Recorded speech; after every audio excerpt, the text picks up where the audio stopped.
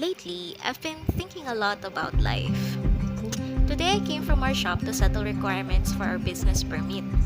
And habang pauwi ako, napaisip ako how different my life is now compared to a few years ago. Dati, parang survival mode lang ako palagi. Work, stress, pressure, overthinking about the future, trying to prove myself all the time. And honestly, until now naman, nandito pa rin yung pressure. I still work corporate, I still worry about bills, I still overthink if everything we're building will actually work.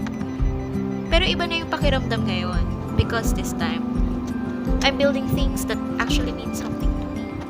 This minivan, our small business, our future home plans, the life my husband and I keep talking about late at night kahit pagod na kami pareho. Hindi pa kami successful, hindi pa kami stable, hindi pa tapos yung goals. Pero ang dami ko nang na-realize habang tumatanda ako.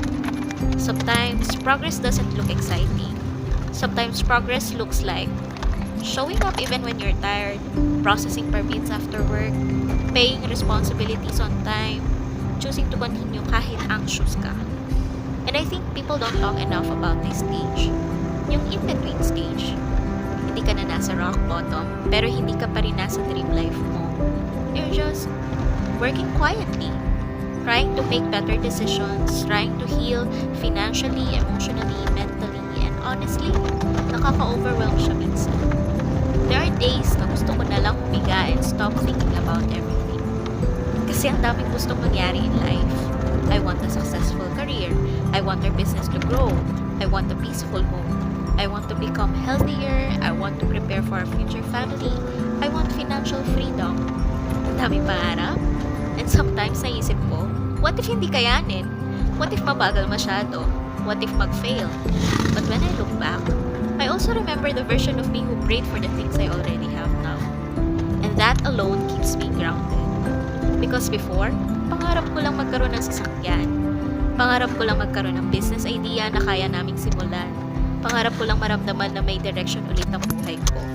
Now slowly, paunti-unti nangyayari na siya. Hindi perfect, hindi mabilis, hindi aesthetic all the time. But it's real. And siguro yun yung biggest realization ko ngayon. You don't have to have everything figured out to move forward. Sometimes, you just need to continue showing up for your life every single day. Kahit pagod, kahit scared, kahit uncertain. So ayun, mini life update habang nasa biyahe pa uwi. I'm still figuring things out, but for the first time in a long time, I'm excited for the future again.